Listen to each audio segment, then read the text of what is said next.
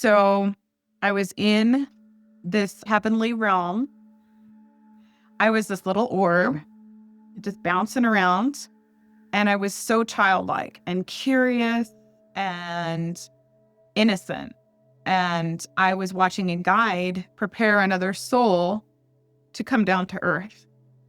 So he was preparing him for his earth life. And I just watched the process and I thought, oh, that looks really cool. Hey, can I go too? And he's like, sure. Let me take care of this guy first and then we'll work on you. I also got the feeling from the guide telepathically telling me once we go through this, you can't go back in because you'll be getting ready to go to Earth. And that's kind of like what I saw at first. But then once I got into this roller coaster car, I was actually kind of like laying back down and I realized I was actually fitting into a light body template. And he was asking me to spread my little bubble energy into all the crevices of like the light body fingers, stretching myself from the head to the toe. And I remember it being very uncomfortable. Like it was really hard to hold. And he kept telling me, keep spreading, keep filling out your whole energy into this. And then once we get it, boom and zoom, I went down that felt like just a really fast.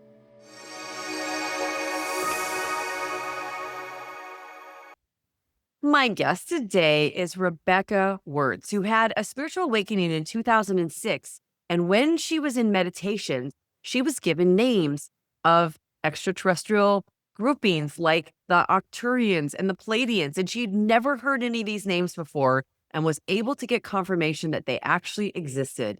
And through a similar, almost an NDE, she came out with abilities and eventually began to remember her pre-birth memory. So we have a lot to talk about today. So Rebbeca, welcome. Thank you so much for joining us today. Thanks for having me. You have such an interesting set of experiences. And I think the pre-birth memory and the NDE-like experience are super important.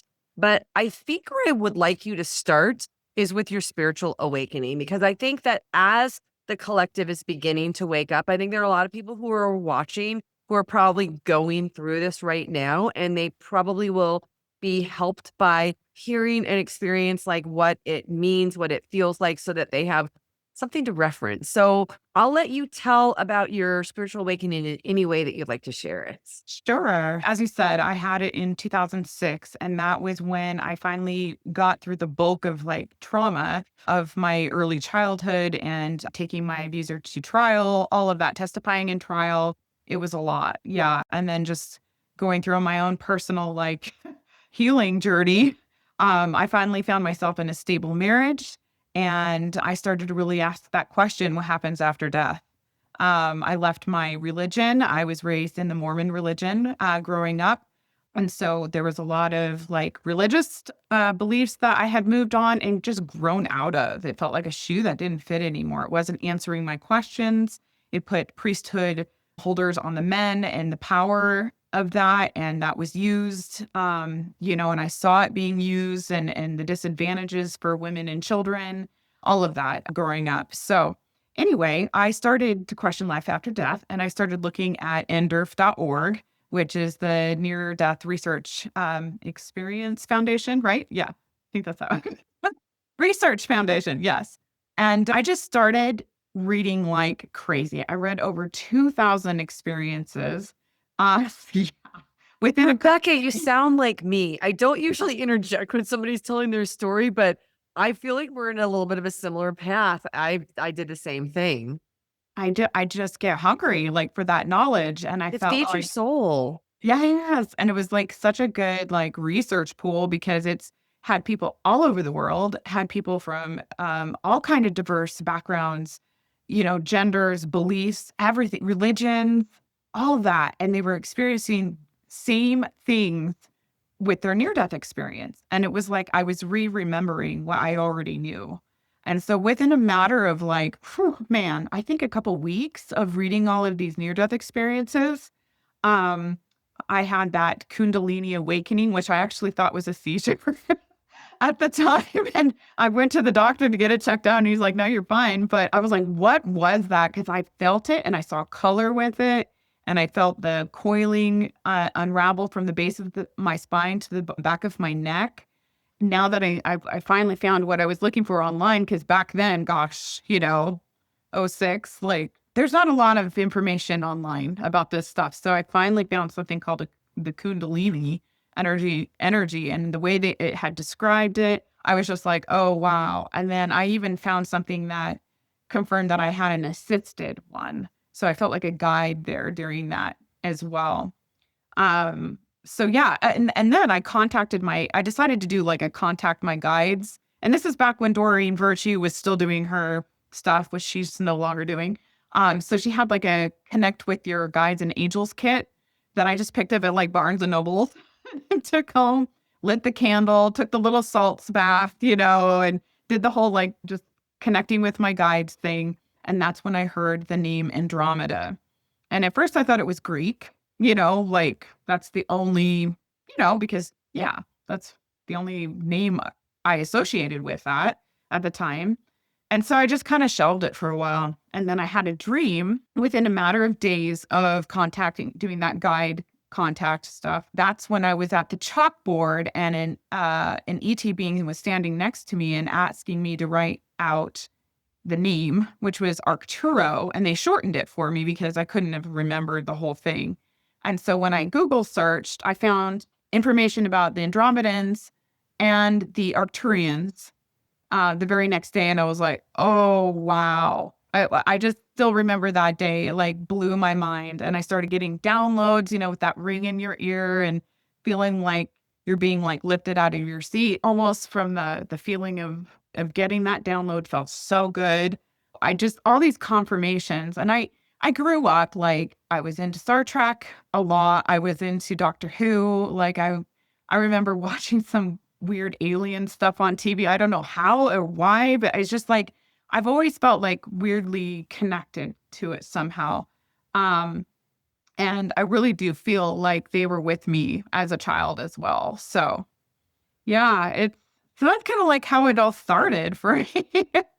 Wow. Oh, there's so much. There's so many directions I could go with you. And I think I want to go back to a comment that you made that was really intriguing. And you said, I remembered what I already knew after watching those NDE videos. So tell us a few things that you remembered that you already knew. Yeah, like, having just the whole, like, plan, like, there was a sort of blueprint or there was a sort of, like, plan to what you were going to experience and with whom, and so I kind of and the Mormon Church does talk about that too like, a premortal, realm where we are with our families before we come down, so a little bit was already, like that just rang true to me for some reason, like, there's how we can cherry pick and feels like whatever resonates. So there's definitely things from that religion that resonated for me still. And that was one of them. And it was like that memory of understanding why my family went through such awful, like abuse and why we went through this harsh time and trial and a ripping of apart of all of us. And it's just betrayal, like so much. Um, and I just, nobody else was going through that. Why were we? And trying to remember that and understanding how it played a part in my just launching me spiritually. And did start to have that pre-birth memory return to me. I always saw this like weird conference room type of thing with like a screen. And all of us were in there planning our lives together and how this was going to go down. And that's where I really got the confirmation that my abuser was like stepping into that role to fill multiple purposes, not just for me launching spiritually, but actually for siblings, extended family members. Like this has affected my family on both sides. My mom's side, my father's side, it's just like unbelievable, like how many people this has affected. And so it's like I saw that all happening in that planning stages of this pre-birth memory. And then I also remember holding up my hand and saying, I'm going to volunteer to go down there and do this hard part. But it was also a remembrance of volunteering to help lift the vibration and help, raise the vibration of Earth and all of that and bring light to the planet. So it was kind of like a 2-part remembrance. Wow. So if you are raising your hand and volunteering to go down and do the hard part, is there somebody else in your soul family raising their hand and volunteering to be the person who is going to play the part of producing what will be hard for you? Yeah, exactly. That's, Mhm. I think, I remember the first time I ever heard a concept like that, and it makes so much sense, but from the human standpoint, it's so hard for us to understand why somebody would choose to come down and play a part that we would label in this experience as evil, bad, terrible. So, do you have any understanding about why somebody would volunteer to play that villain part for you? Yeah, and it's really hard, and it was a hard one for me to accept. I was not ready to accept this until I was ready. And so I Okay. don't want to share this with somebody who has probably experienced abuse and going with their abuser and not taking action because of their thinking, more spiritually minded. I needed to absolutely take action and remove that abuser from our family situation, press charges. He served a prison sentence for 11 years, and it created an ability for other victims to be able to heal as well and to remove him from that situation. I had to go through the anger. I had to go through all of those critical stages of healing before I could accept this next part that I'm going to talk about. And that is, I do, and I'm sorry if I get emotional because it's coming. Oh boy. I do know that I am extremely close in a soul way to to the person who played the abuser. Um, I was such an empath. I could see into his spirituality. I could sense that even that starseed side of him too. He was the one that was watching the Doctor Who and Star Trek with me. He's the one that helped me keep an open mind and to think outside of the box. It was like a Dr. Jekyll, Mr. Hyde situation where it's like I could see the beautiful part and soul of this being, and yet he was the monster as well. And so I have no contact with him whatsoever, and that is still the earth roles that we're playing down here. And it's what's appropriate. It's appropriate for my safety, and it's just what it is right now. Because the soul stuck in his body and who he is, it's sick. It's sick. There's something not right there, either with his mind or something, or it's part of what he came down here to play that role so that I could launch us all spiritually and help us, just grow and everything.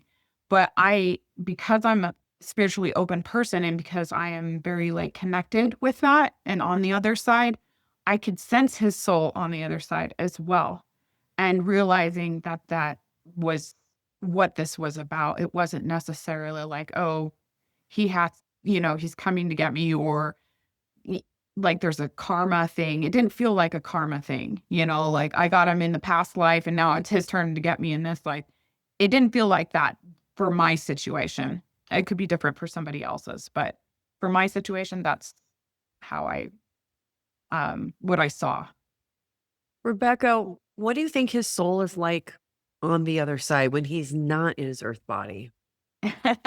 Yeah, so it's interesting. When I was able to kind of look into it more myself, um, I felt like he was a newer soul, like a younger soul. And so hadn't had that much experience. Also, it takes, believe it or not, it takes a great deal of love um, for a person to be like, you know what? I know how you feel about me on this side. We're solid on this side. So I will go down and play that bad guy role because I know when we get on the other side, you're gonna forgive me.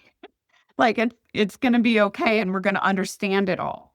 Um, But again, it's different for everybody's situation. But for I'm mine in so glad particular, you're sharing. yeah. I'm so glad you're sharing this because I think sometimes when things happen to people, they can't process it. And this is just another avenue. It's just another thought. If this doesn't resonate with you who are watching, just leave it behind. Don't take in anything that doesn't resonate, like in your heart and, in your intuition.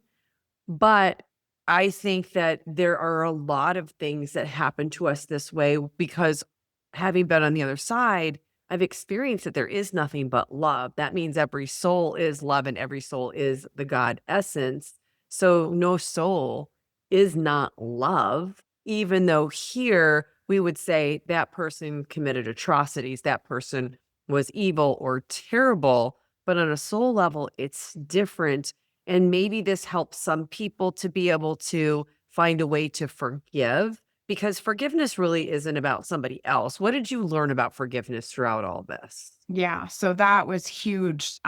Going through my spiritual awakening and coming to this understanding was huge for healing me. First of all, it helped for whenever anything came up again. If I heard through the grapevine family stuff, anything that was triggering again, it got less and less and less triggering. However, there's still a boundary I keep. Absolutely, 100% keep that boundary because it's what feels appropriate. Um, and safe for me. Like I still have a nervous system. I still have PTSD. I still have those types of things. So it's like very important for me to be able to remain safe and everything. But I'm no longer afraid. Also, that's another thing. I know I say I'm no longer afraid of him. I moved past it because I was able to forgive, but I didn't forget. So for forgetting the abuse, yes, I definitely try to not think about it if I can help it because I have processed it. I've worked through all the therapists and all of that and processed everything. So it's like a re-traumatizing if I talk too much about it in detail. So, but what I'm saying is I don't forget where I need to keep my boundaries with him, but forgiving him on a soul level, 100%, 100%. And because I see the puzzle piece and I see my life unfolding and I'm seeing how it has served me. And it almost killed me. I will say that though. It was that close. Um, so I don't want somebody to think, watching this, that it was super easy for me to do that. Years and years of therapy in and out of hospitals, fighting depression and mental illness and the trauma that it does on the brain. I recently completed a treatment called transmagnetic stimulation, which is TMS. Yeah. And I stopped being, what do you call it? I couldn't respond to antidepressants anymore. Thank you, menopause. They just stopped working. I don't know what happened, and I did all of them almost, and, it just wasn't working anymore, and I definitely got pinged by my higher self to check out TMS. I even tried ketamine. The ketamine didn't work for me, though, but TMS did, and I just completed it in September, and I have not had depression.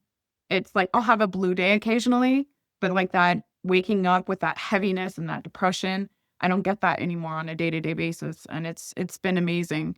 So, I mean, Well, I'm for people still who working don't, through it. so people who don't know, what Mhm. is TMS?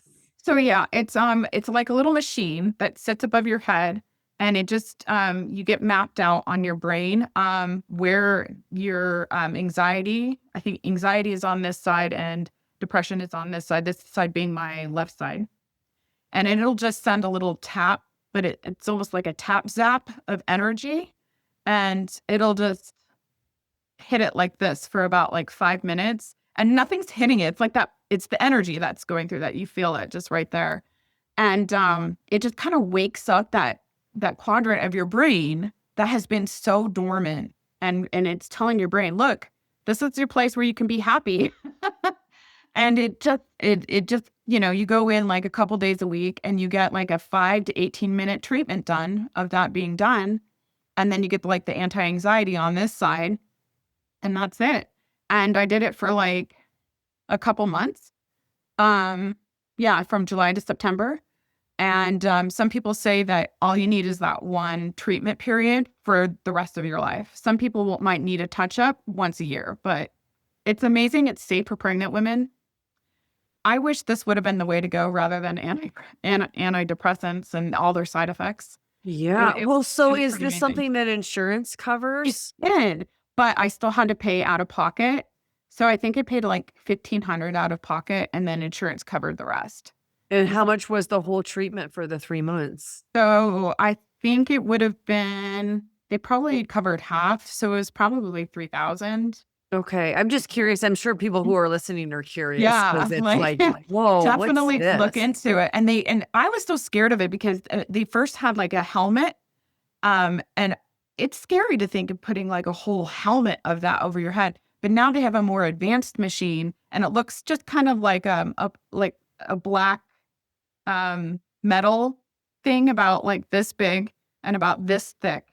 And it just hovers like kind of on diagonal, like about this far away from your head. Yeah. So it's like I didn't have to wear anything over my head. I was worried because I'm a migraine sufferer. So I was really worried it would increase my migraines. But I had 5, maybe mild headaches throughout the whole, 2 or 3 months. So it was definitely worth it. I wish I would have done it years. The years of suffering it could have saved me. Wow. Well, Yeah. I'm sure people are going to want to check that out. Yes, definitely. Well, so I want to go back to your pre-birth memory. So Yeah. I don't remember you saying exactly how that came about when you had that experience. So will you elaborate a little bit more about it? And I think the thing that really caught my attention was when you said that there was a screen and you saw all the planning that was going into this. Can you tell us a little bit more about that part of it? Yeah. So it was like a memory, that first pre-birth, because I've had 2. So that first one I already talked about, kind of happened like an unraveling over time. So I remember having that initially while I was going through leaving the church and going through all that trial stuff. Um, and I remember that memory being given to me. And I can't, it was so long ago. We're talking, early 20s. So I'm trying to remember. It was either through meditation or something like that. And it was just kind of like an inner knowing. I felt like I've always like carried that memory. And it just like over time got more and more clear. And especially as my healing progressed, I started to remember even more details about it. So when you're in that area, can you describe this area? Is this a heavenly realm? Is it a room? Like, where are you seeing these screens and what do the screens look like? Do they look like modern technology? Are they something we haven't seen before? Like, what are you seeing? Yeah, a lot of that is kind of still kind of fuzzy to me, but it was definitely like a conference room. And I definitely remember some kind of like table in the middle or some kind of, maybe we were looking down at like how this would affect our lives in certain timelines or something like that. And then the screen being, and I think maybe we saw the same types of things there too. Like, how is this going to affect this person? And how is it going to affect that person? And it was just kind of like almost like we were watching some kind of weird sort of timeline, or movie about how this would play out. And a lot of the details on that I don't recall. All I know is I remember that it was there. And are And you seeing yeah, people who appear to you like the person that the role that they're playing on yeah, earth, or are they on a soul level, like they're a light being? yeah. So I saw them as everybody's wearing their earth suit. That's what I saw. And was it like immediate family, extended family, friends as well? Do you remember who all was there and how many Yeah, people are we talking about? yeah. So we're talking about probably 20. And it's immediate family. So like my father's siblings, my aunts and stuff, they all had a role in playing in some of this as well. Um, so it's more like parents, siblings, my siblings, and yeah, and grandmas and things like that. But that's And about so I've had a lot of people who have had near death experiences, and they'll talk about how their lineage affects them. So when you have people from the past who are part of your heritage, they will sometimes their experiences will actually affect you up to 6 generations, and they'll call it generational trauma. Up to Mhm. 6 to 7 generations, I think, is what is documented. Are you in a situation where you're seeing there is a ancestral trauma and you're going to try to come in this lifetime and best that, overcome that? Yeah, and it wasn't just me, it was my siblings too. All of us were like, and it's specifically not so much my cousins, but like my brothers and sisters. So I would 5 of us. imagine, okay, Yeah. well, I would imagine as you've had this experience, are you afraid to share this with them? Do you immediately go to some of them? How did this play out when you get this knowledge? Oh, they know already. They so know that they have stopped this to the best of their ability. Mhm. Are they consciously aware that you all came together to plan to do this, or do you think they only know that peripherally? I think 2 my brothers might know that I can't say that word. I'm not even gonna try. And then my sisters, my 2 other sisters and me definitely know that. And have any of your other siblings had this Kundalini spiritual awakening like you have? My sister has, recently come into her spiritual awakening. She does a lot of energy work and home clearings and stuff. She's just now stepping into that and branching off her business and doing all of that.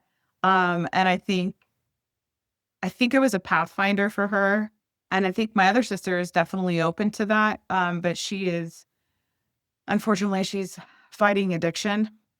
Mm, She's going through a lot there, but she's definitely like spiritually awake. okay. Mhm. So as you are planning this, do you have an idea of how much, like what percentage of our lives we actually plan where it's written in stone that this is going to happen versus the free will and some of the ability to pick and choose, and it could go down this path or off this way a little bit? Do you have an idea of how that worked? Yeah. Oh gosh. I'm still trying to wrap my mind around that, honestly, because I'm just like, and then you've got the parallel lives thing. And so it's just like it hurts my head thinking So about it. when you say parallel lives, for the people Uh-huh. who really are these are newer concepts for them, what do you think is happening in a parallel life? That choice that we made, that we could have like any type of fork in the road where we've come in our life, there is always going to be that parallel life that chose that other direction. And it's off and there that timeline is running that life. And yeah, it's mind-boggling. It really is. But we get the free will still to choose. And so I think there's also some times where we can contract, like, negotiate. There might be some negotiation going on there, and that's if you're, like, really connected with your higher self, with your team, guides, things like that, that you can be like, "You know what? I'm not doing this anymore," unless it's something you absolutely 100% like, with, like, guaranteed, like, you for some reason, you're doing this because you agreed in the pre-birth time of, like, that you were gonna be there for that person for something. But, if it's something like you're personally going through or whatever, and you do have that free will to be like, "Okay, I don't wanna do this anymore." Um, However, I will say I recently had confirmation because I have a lot of chronic pain. I have a Ehlers-Danlos syndrome, and, I was just like, "Okay, so I'm gonna use that whole contract negotiation on, like, not having chronic pain anymore." Well, that hasn't worked out so much, and I recently was told about this experience of this woman, um, who wanted to be healed from her rheumatoid arthritis, and she was hoping to get healed from this experience, and be good, and then what happened was her higher self, um kinda like came in and the reason she has rheumatoid arthritis is because she was to experience unconditional love for herself. And there's nothing but chronic pain that constantly like keeps you in your body and having unconditional, like it like forces you to, constantly have that unconditional love for yourself. And that has always been a huge life lesson thing for me to learn. I always feel like it's that repeated lesson. Like I keep having to, haven't 100% learned it yet. I know that. I'm admitting that. I'm like very hard on myself, just tons of stuff. So I know that chronic pain is somehow associated for me anyway. And from that woman's story, it just like clicked for me. It made so much sense. Like self-compassion and self-love. Like maybe that's connected to why I'm having so much chronic pain and chronic health issues and stuff. So I love that you talked about how we have these experiences and there is a free will of not only having an experience on earth, but changing our experience. And I've heard of this as well. So I think that there's a time maybe in dream state when we are on the other side and we're able to connect with our higher self, connect with our counsel. And to your point, say, I don't want to have this experience anymore. And I think that this is why sometimes people have spontaneous healings from a cancer, from some type of a diagnosis that the doctors are just amazed it's gone away because energetically on the other side, we are whole and perfect and we can influence what's happening in the body. So I'd love for you to speak about that a little bit more. yeah. Um, I'm thinking it's definitely a case by case basis. Um, so I wish I could promise it for everybody, like I wish it was again, I wanted to do the same, be like, okay, I want to shut that down. Like I don't want to experience pain anymore, but obviously there's something that I still need to learn from it. There's something there it's serving me somehow. And I've got to figure that out. And so I think maybe a person could look into that.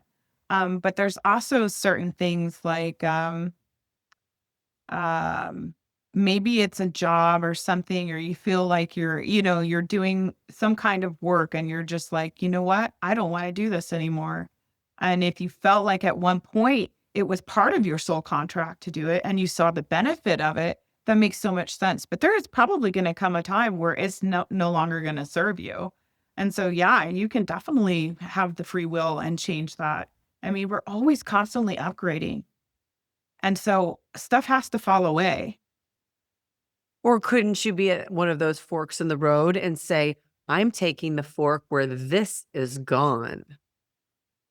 Yeah, absolutely. Put your I focus on know. that one. I'm wondering, I love some of the synchronicities, and I'm sure that there are people who are watching who are like, oh my gosh, I'm so glad I watched this. I'm so glad I watched this. When you were talking about that TMS and what that did for your depression and what it does for anxiety in the brain and how it released people from being able or having to be forced to take medicines to control something that they haven't been able to overcome. I feel like there are probably some people who are watching right now who are drawn to this just so they could get some information. And It's then so it's always true. a free will, right? If somebody wants to take the information and do anything with it. Mhm. But I feel so lucky to have a conversation like this with you because I know a person in my family who suffers greatly from depression and it's plagued her whole life and the medicine she's had to be on and all the side effects from them. So to be Yeah. released from that and to have technology that's allowing us energetically with energy, which is what we're made of anyway. I've never heard of it before. I'm so glad you shared Yeah. this. I know. I'm so glad too. And I was reluctant. But my higher self and my team just kept like, no, you got to check it out. I'm like, I don't want headaches. I'm scared of I don't want to have the whole helmet. And here was that whole new machine I had never even seen or heard or anything. And they're like, oh yeah, this is the new machine that we're going to, so it was just, and the way my insurance approved it within days, and I have TRICARE. And if anybody has TRICARE, they know how long it takes to get an insurance like approval. Like it takes months sometimes. And so everything just happened so fast that I just knew. And I was just going to casually check it out. I wasn't going to even commit to it. Like I was that afraid. You're like all in. And then I'm like, okay, I guess I'm doing that. My higher self put me in that chair. I know it. Yeah. How wonderful.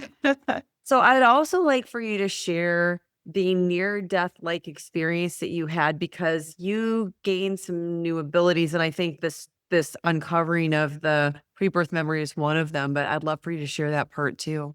Yeah. So my NDE-like experience happened after I hemorrhaged during or after I gave birth to my daughter. I had my placenta got stuck and it was coming out in pieces. Sorry. Ooh, this is graphic. Maybe I should have warned me. I went that way. Sorry, everybody. Anyway, and so I hemorrhaged and I lost consciousness. And they were yelling out the codes and everything. And I remember being in my body and like seeing everything happening around me, but I had like no control over my body. In fact, my eyes were still open. And so I don't know. Somebody made me really think about it and like, did I die in that moment? I don't know. Was I just like kind of hovering in my body and still conscious? I'm still not like 100% sure. But anyway, they brought me to with a really bad, the smelling stuff that they put under your nose. And then they wheeled me off to surgery where they would fix all of that. And then after I had woken up from surgery, I had been somewhere. I know I was talking to somebody and I was really excited about it. And I started talking to my surgeon. She's probably like, this lady's just high from the anesthesia. But yeah, I said, oh, I just was at this place and I said, and we were talking about, and it was as if it would just completely was wiped. Like I couldn't remember it. And it was so frustrated because I remember feeling so excited and I wanted to remember, but it was just not there. So after that, I had to have 2 blood transfusions because I wasn't doing so well. I had just lost so much blood. And it was a lot. I didn't sleep for like 96 hours. I walked into the ER about ready. And yeah, after giving a 30-hour birth, I hadn't slept from giving birth for 90. Yeah, it was horrible. Because every time I tried to fall asleep, my body would like jerk itself. And it was just not feeling safe. So I was like, can you just like reset me somehow? Like, so my body learns like it's okay to fall asleep. And I just went through a lot of like trauma and I had to go through again, a whole nother round of counseling and everything. But a lot of cool stuff was starting to happen, like a whole nother psychic awakening. I started having a lot like easier OBEs. So I was able to have this one cool experience where I was in the gray void. And I remember thinking, I'm gonna go up to, trying to go home basically. And I remember them saying, oh no, what are you doing here? They were kind of laughing like, I didn't see anything. It was more of a like just feeling like, haha, I see what you're trying to do here, but it's not your time yet. So go back down kind of thing. So I had that experience. I had really cool, like I said, out of body experiences that were just so much easier. I started to have a lot of psychic things. So I knew what my husband was feeling, what he was thinking.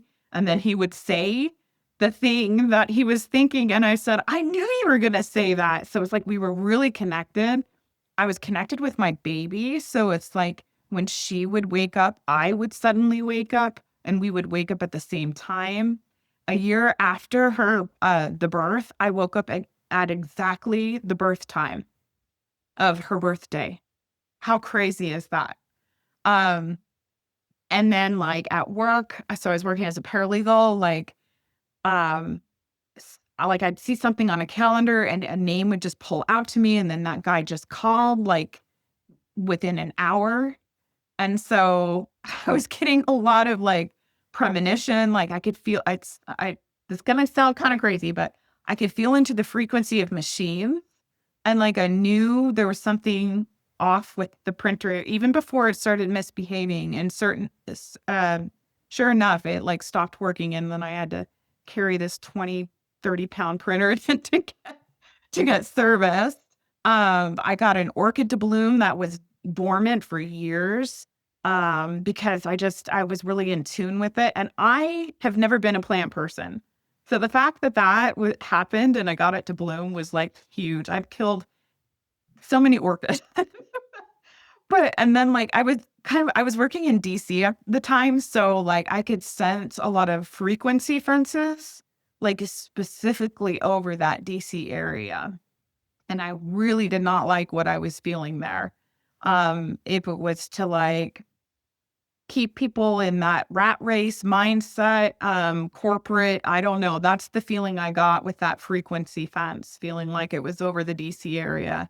But I was upset when I felt that. What else? Street lights would go out.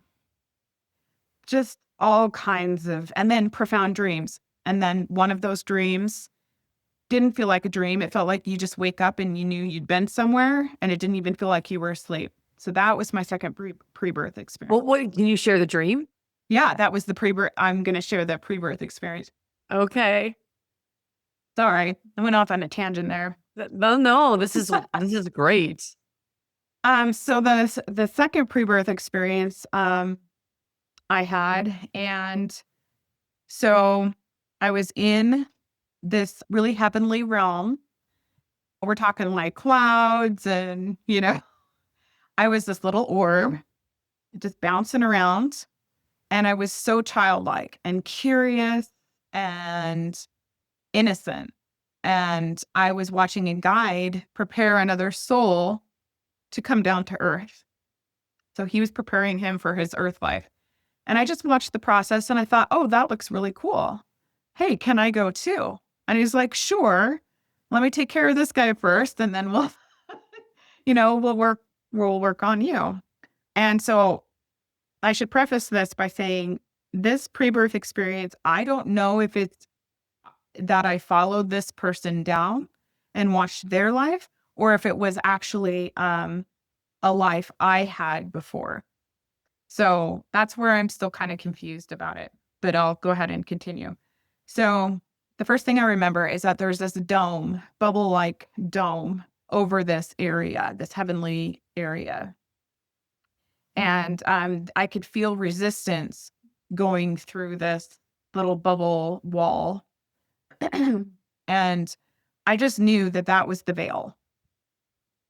And I also got the feeling from the guide telepathically telling me, like, once we go through this is like, you can't go back in because you'll be getting ready to go down. So then I saw what, like a race, not a race car, what do you call that? Roller coaster car. And he instructed me to get into it. And that's kind of like what I saw at first. But then once I got into this roller coaster car, I was actually kind of like laying back down. And I realized I was actually fitting into a light body template. And he was asking me to spread my little bubble energy into all the crevices of like the light body fingers, stretching myself from the head to the toe. And I remember it being very uncomfortable. Like it was really hard to hold it. And he kept telling me, keep spreading, keeps filling out your whole energy into this. And then once we get it, boom and zoom, I went down this it felt like a roller coaster, that's for sure. But it felt like just a really fast tube. And going in to what now the next scene was me watching the mother-to-be give birth. She had dark hair. She looked like a Jewish lady, honestly. She was cute. I don't know why. I just got the sense, like, I wonder if she was Jewish. I don't know. But, and I was like going to be her first child. And I felt like it was a boy child. And I remember just feeling like I could feel all her emotions and pain, even her labor pains. And I felt so bad. Like, I feel bad that she had to suffer like that. But I also could feel her hope. And so I think that's what helped me stick around.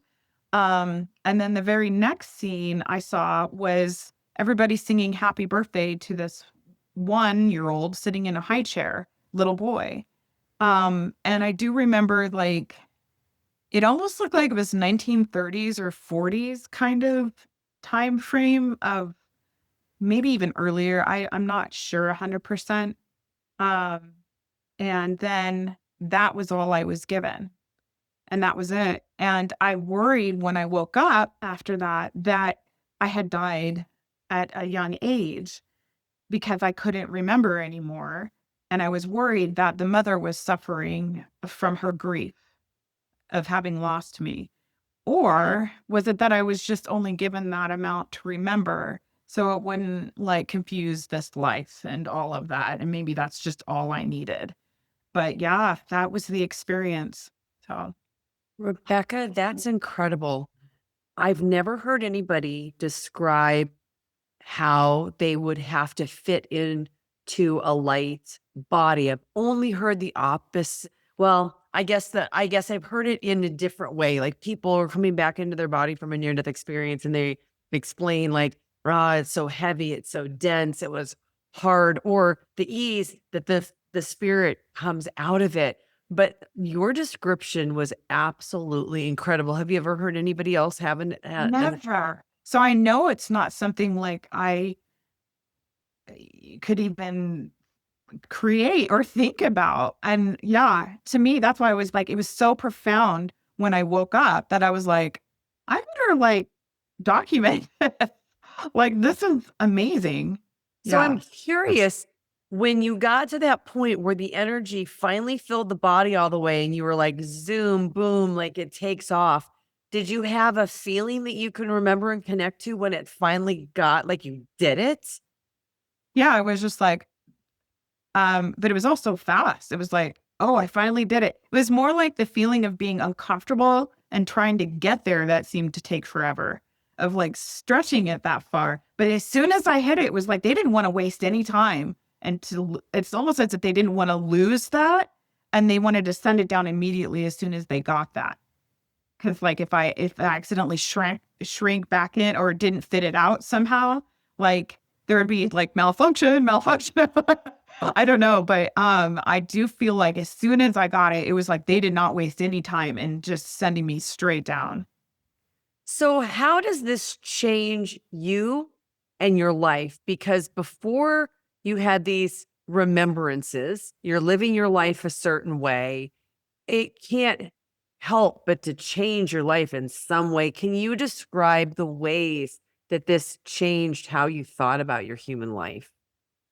Yeah, first of all, just that feeling of being that bouncy, childlike orb was the best feeling in the world. I think out of the whole experience, that was the most important feeling because we get so bogged down here and the heaviness, the density, being in a body, remembering that feeling of being childlike, love, free, curious, you don't have any fear. It was just so, I mean, there's nothing to describe how that feels down here. And so to even have that remembrance was the best thing I think I could have ever experienced. Yeah. Wow. That's incredible. What else? Um, the interesting part was I know that just like just the details of like, comparing religion to my spiritual experience. I can't help but go there. But like Mormons talk about a veil and they also talk about that pre-birth realm. And I'm like, well, there it is. Oh my goodness. They got some stuff right. That's funny. I couldn't help but make those comparisons. Um, how casual it almost seemed. It was weirdly casual. Like here I had a pre-birth experience where tons of planning went into place. And then here I had this one like just, oh, hey, can I go do that? That looks fun. Like it's some kind of ride, you know? Okay. I am so glad that you're talking about this because I want to go here. when I have been on the other side and I am the consciousness of the collective, and I start to think about the earthly experience, the word that comes up over and over again is inconsequential. And when Mm. I'm down here, it sure as heck does not feel inconsequential. But from that perspective, it does, which makes me feel like, and I've been shown this way as well, that it's a game, like not just that it's a game, but it's a simple game. Like if I were to take a piece of paper and a marker and a scissors and cut it up and make some marks on it and create something to entertain myself with, like for an hour, that is the complexity from our soul vantage point that the earth experiences. And it sure seems a whole heck of a lot more complicated and Oh, I important than know. that when we're here. So Yeah. what do you make of this? Because it is perplexing. I know. It's just like sometimes I'm still like trying to figure it all out too. Like it's so crazy how casual that was. Mind-boggling. And then my other experience was so detailed and like we're talking like earth mission, light worker kind of stuff. I want to help with ascension and vibration and raising all of that and knowing I'm going to do that. And then the whole intricate, like, let's plan out our whole how is this going to go down with each like family member. I mean, whew, that was a lot just, doing all of that. And then to this other experience where it was just like, oh, that looks fun. Let's go try it out. As if it's like a lollipop flavor or an ice cream store or just, like so it just makes me think video game. So like sometimes my husband, I played World of Warcraft. I know. Don't judge me.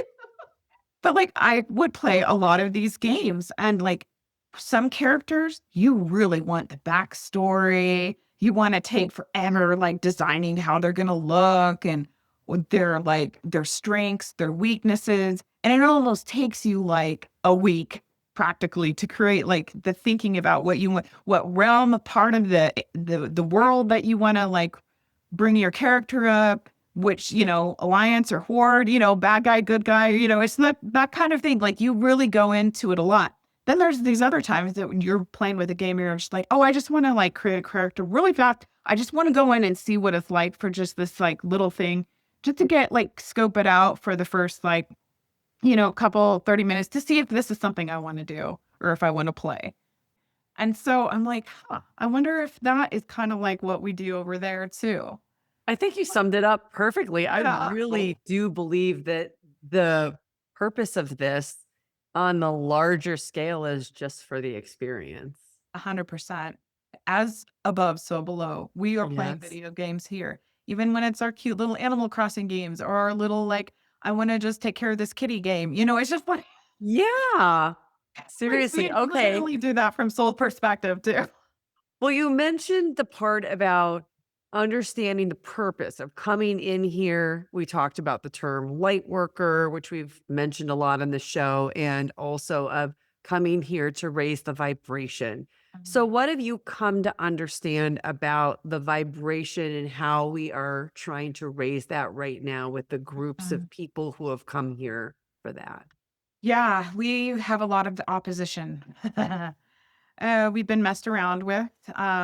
It's all a free will type experiment. And so, unfortunately, that means that, um, we get some not great, beings wanting to siphon or get energy from us or, just maybe mess around with our light bodies or just like this whole experience of like the human body template, and what we've gone through with that. I mean, it's definitely, again, playing out like a video game where you've got your two sides and you're somewhere in your in betweens and stuff. So it definitely has similarities. And I think as souls, though, I think we do have experience where we've had lives where, we played the bad guy too. So in the end, though, we know that all returns to source.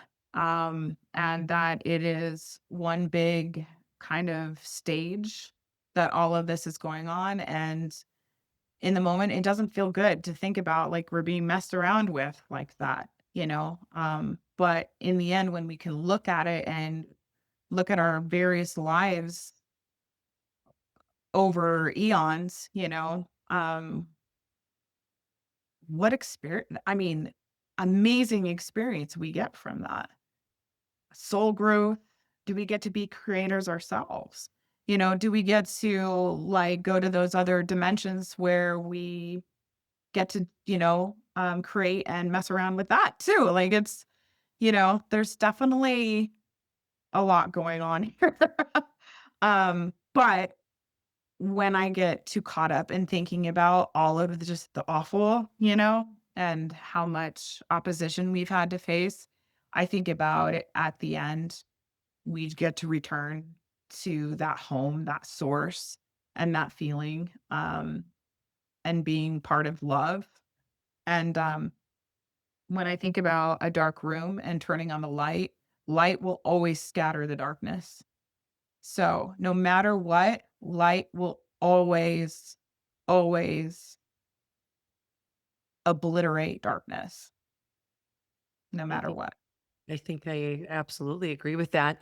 So for the people who are watching who just heard you say something like the we can be messed around with, what Mhm. do you understand about how people can protect themselves, protect their energy? That's a very good question. So, recently I have learned a form of energy work that has really taught me how to uh, just up my game with spiritual hygiene. Holy cow, was I not doing anything. So we're talking connecting and aligning with your highest self every day, the most optimal version of your highest self. So I'm doing that every morning when I get out of bed. I ground myself. I put yeah, like I said, the protections. I put protections over my vehicle. You can even like beam your food, your water, there's so there you can shut down portals with mirrors and windows. You can place a golden mesh over your doorway so who's coming through, stuff falls off. And there's so many attachments, things. There's just we gotta be better with our spiritual hygiene. And I needed to learn that first and foremost, especially as an empath. I was just picking up everybody's stuff. And then I would just watch stuff like I was almost transmuting like dark, you just kind of go down a rabbit hole and you just start thinking, oh my gosh, this is terrible. And you start really like looking into it, some of the dark stuff, like I'll just like child trafficking, for example, or abuse or anything like that. And it's just like suddenly you're wiped out for a week because you went down there and then you feel like you're transmuting it in yourself. You've gone beyond your point of what's appropriate for you. That's when when you're laid out and you're depressed and you're feeling like the dark one, kind of thing. That's when you went too far in watching and looking at ghost videos and whatever it is. I'm just bringing up ways that I've done it. Like, I really like that paranormal stuff, and sometimes I will go way too far down it, and then I start noticing my dreams are being infiltrated, just all kinds of stuff. You'll know when you've stepped too far in that direction. And in a way, I always thought, well, maybe that's my role to kind of look into this dark stuff because I've really had a dark past. So maybe I'm just really good at like going down that line and then transmuting it out. But then I realized, no, I don't need to do that. In fact, that's not appropriate for me. And if anything, it's hurting me. And it doesn't mean that I turn a blind eye to these things. But it's like you said, for news, my husband. I know that's not the Exactly. source. I have other people around me. They tell you what Yeah, you need to they know. will let me know. Like, I will Oh, always find out the headlines that I need to know for the major events, but I am not going and searching for that stuff. I am not going that political stuff, that is meant to put us against each other. They're yep. playing us there, and people don't realize it. So then when they read into that and then they get all wound up about it, they're using your energy for Yeah. that. Yeah, so I All try sides, all the sides, not one all sides. particular, all the sides. Exactly, exactly. Do I turn a blind eye? No. Do I still vote for the people that I want to support? Of course, but I don't get myself so entangled in it to where then I'm starting to feel hate, and all of that. Like it's like you were saying, it's like you have to so it's like a snow globe, the chaos. You're the one on the outside looking at it. You're keeping your energy safe and clear. You're keeping your home, your sanctuary protected and safe. And that is how you can that's the best way you're going to help is by keeping your vibration high and by raising your vibration. So, Yeah, thank you for bringing that up. For Rebecca, what she's talking about, we had a conversation before we started the mm, interview. That's so okay. And where I was just sharing that I haven't watched the news for about 12 years. I don't watch any politics. I don't even listen to any commercials. And I keep this sanctuary really, really clear because I need to keep my vibration high to do the work that I'm doing. And so I protect myself that way. And she was referencing a few of those things. If this felt confusing, you're like, where did she say that? That was where. That was sorry. weird. No, no, no. It's wonderful. Well, I have really enjoyed this conversation. I would imagine there are people who are watching who are like, where can I find her? What is she doing? And I know you have your own YouTube channel. So why don't you tell everybody where they can find you, how they can connect with you? Yeah. So I teach music. I I was teach going to ask, harp. is that a Yeah. harp in the background? It's hard to see perspective if that's just a little thing in the background or if that's big. Is that a full-size harp? So that's just like a decoration. Okay. But I do have full-size harps. So I do, yeah, I teach Ooh. harp. Yeah, and then so I have a YouTube channel and I feature a lot of my harp music on there. Oh, And so beautiful. it's just my name, Rebbeca Wertz, and it's two B's and one C. And then my website is harpstringsandwings.com. But again, that information you can find through YouTube as well. Well, I'll put everything in the show notes for Oh people to yeah. make it easier for them. Yeah, absolutely. Yeah. Well, Rebecca, I have so enjoyed this conversation. I love it when I get to hear a few things that I didn't know about before or a few experiences that are just so different than anybody else's. So thank you. Thank you Yeah. so much for being vulnerable and for wanting to come in and share your experiences. And thank you so much for your part in what you're doing to help wake up the collective. It is definitely Oh, so needed right now. thank you so much. And thank you for what you're doing as well. And of course, this show is absolutely nothing without all of you who tune in to watch and to share these experiences. So thank you, everybody, for watching. Thanks, guys. Bye. I'm Laurie Majka. If you like stories that open your heart and expand your soul, hit subscribe. This channel is Waking Up the Collective.